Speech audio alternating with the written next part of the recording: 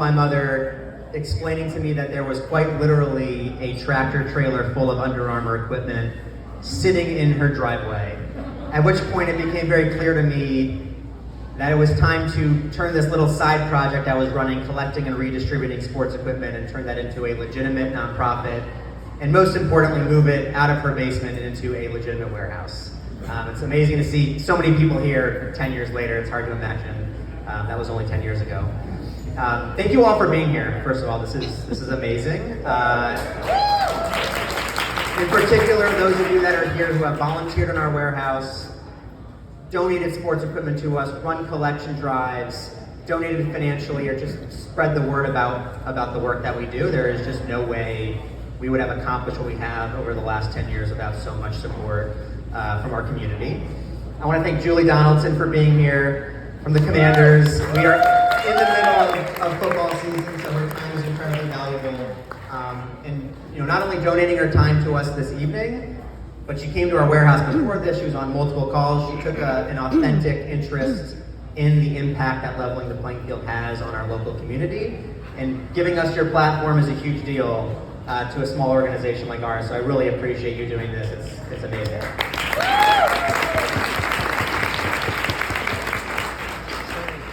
I also want to recognize, I know Melissa shouted out the host committee, which I will not do, but I want to single out Melissa, who ran that host committee.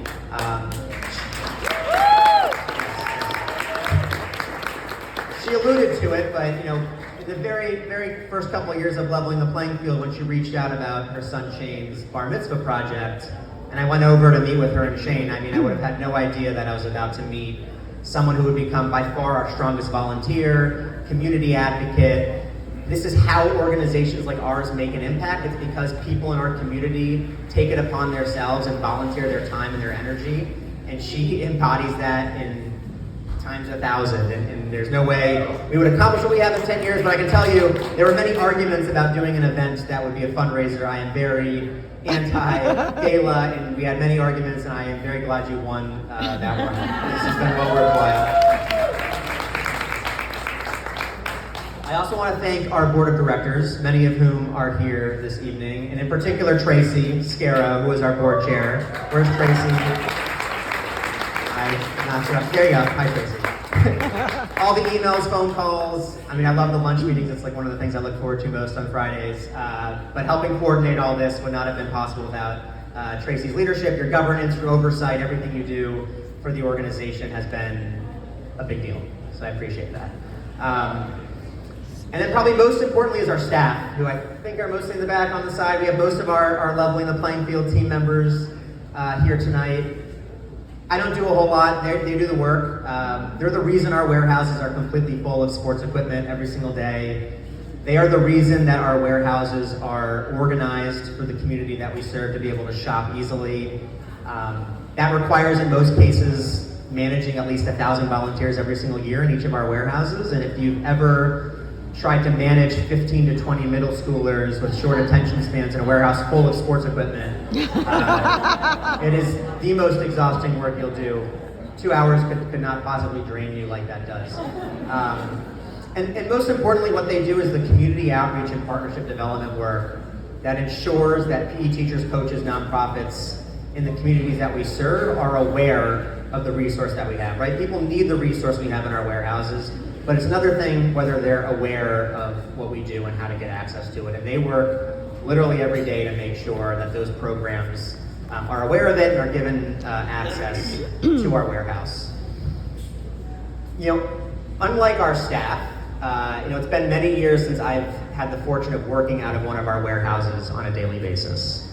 But every time that I'm lucky enough to work out of one of our warehouses for the day, I'm reminded immediately the impact that leveling the playing field has on the community and why we started doing this work 10 years ago. One of the greatest experiences you'll have in one of our warehouses, and this literally happens every single day, but does not get old, is when you have a program come into a warehouse for the first time. And the reaction they have when the staff takes them from the office through the doors into the warehouse, and a PE teacher will lay his or her eyes on what 6,000 square feet of floor-to-ceiling sports equipment that is available to them for free looks like. And it's every single time, just hearing them off the cuff verbalize what having access to this warehouse is going to mean for the kids they serve back at home is one of the most energizing experiences you could possibly have. It lights a fire every single time I see it. And then you go back and you sit at your desk, and literally 9 to 5, all you see is programs come in, and then they leave with carts completely full of sports equipment, and it's just amazing.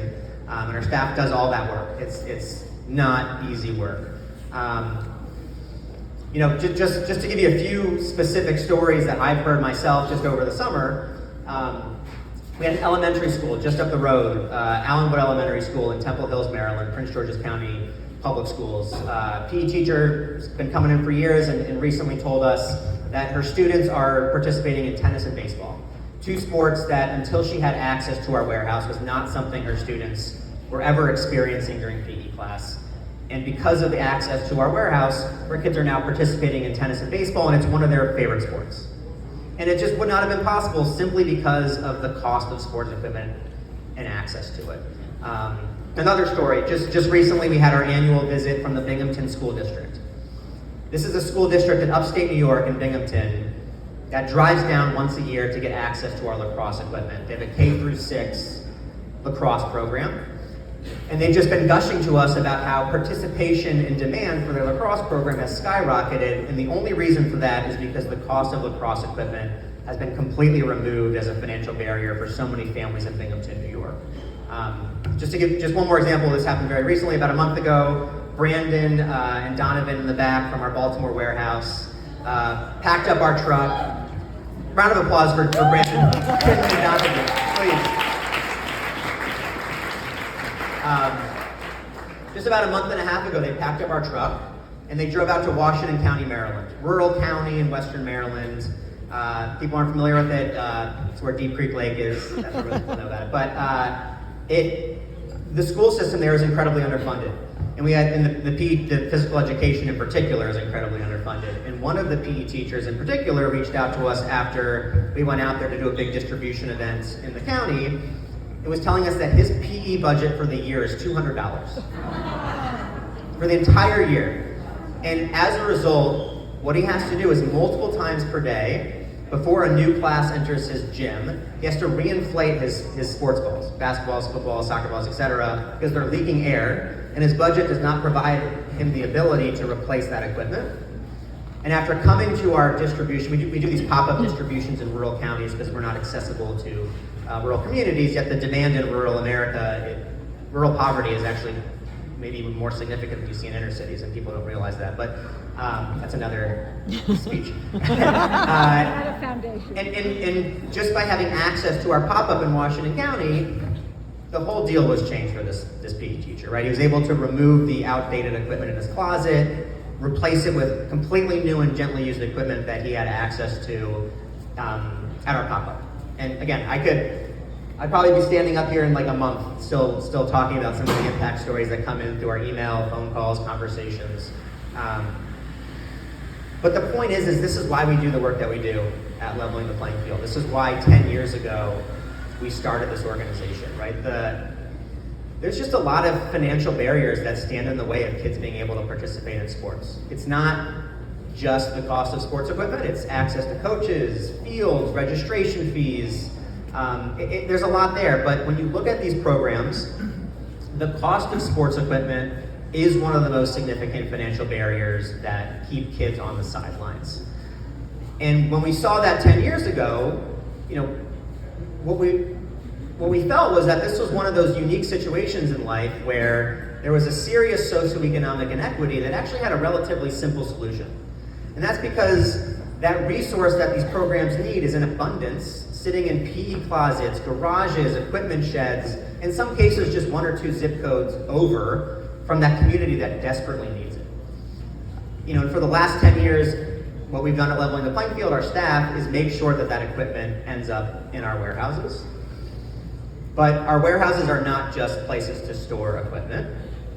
They have become both places for community leaders, nonprofits, PE teachers to come and better serve the kids in their community. But importantly, it's become a place for our staff to listen and learn from those that actually do the work in their community. At this point, we have a lot of beneficiaries here, people who receive equipment from us. The point I'm making is what we do is really easy. We're sitting in a warehouse doing our work. There are PE teachers, coaches, community leaders. There's so many people in the community working their asses off to serve the kids in their community and make sure they have access to sport. And we're not in those communities doing this work. And so it's really important that within our warehouses, we're listening and learning from those that do this incredible work, which is, I would argue, significantly harder than what we do. And who here is a beneficiary of Leveling the Playing Field? Who here has received equipment from the organization? They deserve a round of applause. What they do is not easy.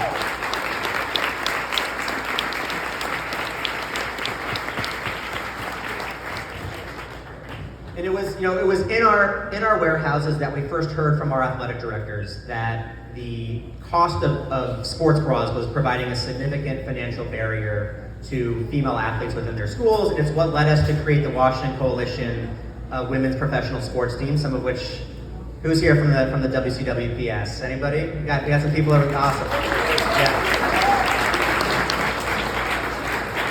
We created that coalition because we listened to our programs and what they needed, and we've now collected about 10,000 sports bras, brand new, from the community and redistributed them back into DC.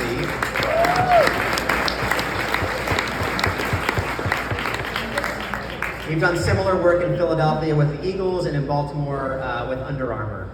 And it was in our warehouses that we first started hearing from our partners in Baltimore about how desperately a warehouse like ours was needed in Baltimore City, how much they needed access to a resource like that actually within their community. And it's what led us in 2018, it's what led our board to greenlight pursuing our second warehouse, which opened up in 2018 in Baltimore City to serve that community. And it was that experience that really altered the vision for Leveling the Playing Field. Because then at that point what we started hearing was from communities across the country. We're hearing from PE teachers in communities like Houston, Texas, Atlanta, Georgia, Los Angeles, San Francisco, Chicago, rural communities across the country, reflecting the same thing the PE teachers in our community are telling us, right? Not enough equipment for your kids, inability to replenish outdated gear, not able to teach less traditional sports to their kids because the budget was so slim. We're hearing from football programs, soccer leagues, after-school nonprofits telling us, how am I going to keep my registration fees affordable for our families when the cost of sports equipment is so high? And it's why in 2021 we opened our warehouse in Philadelphia, our third warehouse. And I think if there's any metric, of which there are many, that points to how desperately this resource is needed, is that in the first 12 months of our operation in Philadelphia, nobody knew us. It takes a long time to get the word out. When you're a new business, it does take a long time to get the wheels turning.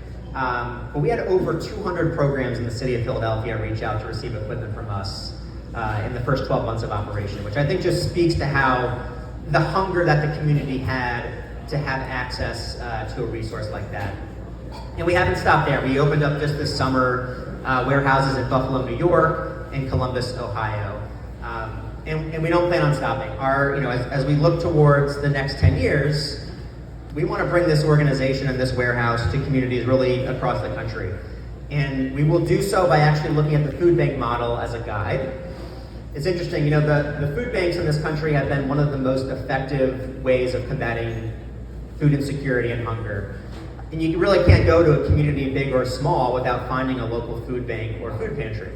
It's going to be similar if you think about book banks, diaper banks, furniture banks, clothing centers. These are organizations that are incredibly effective at collecting a resource that's in abundance in some communities and redistributing it to communities that really need it.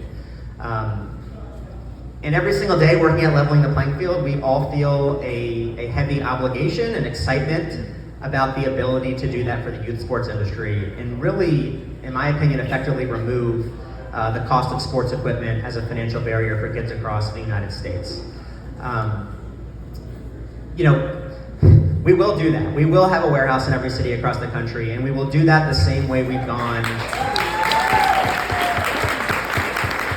We will do that the same way we've gone from a local nonprofit to a national organization with now 5 warehouses and growing. And it will be because of the grassroots level of support we have from the communities where we are. Right? It's going to be because youth sports families and leagues run collection drives and donate equipment into our warehouse. It will be because local businesses come and bring their employees to volunteer and learn about our mission. It'll be because professional sports teams lend us their platform to shine a light on the work that we do. You know, whether it's leveling the playing field or any other organizations that are trying to make change and trying to make people's lives better, it's never going to happen from the top down. It's never going to be government, politicians, corporations, celebrities, you name it. That's never going to be what makes change. It's always going to be from the ground up. It's always going to be from the grassroots. And we've seen that every single day. Every nonprofit that we work with sees that every single day. And it's important that all of us, whether it's our time, our talent, or our treasure, really takes it upon ourselves to not wait for someone to change something we think is wrong, but to do something about it, right? Too many people just kind of sit there, social media, internet, don't actually do anything. We see it every single day in our warehouse. I have a different perspective than most. I think people are civic-minded and contribute, and it's the reason we are, where we are. So, in closing, I just want to thank you all for allowing us to make sure that kids are able to experience all of the amazing things that youth sports have to offer. I think many of us in this room think back fondly still today of our experiences playing sports growing up, or in some cases our kids' experiences playing sports growing up. And your support over the last 10 years and this evening has allowed us to make those memories and experiences more accessible to kids who would otherwise not have them. And through your continued support, we will be able to continue growing and get even more kids off the sidelines. So I thank you so much for being here. I appreciate it. We're here because of you. Thank you.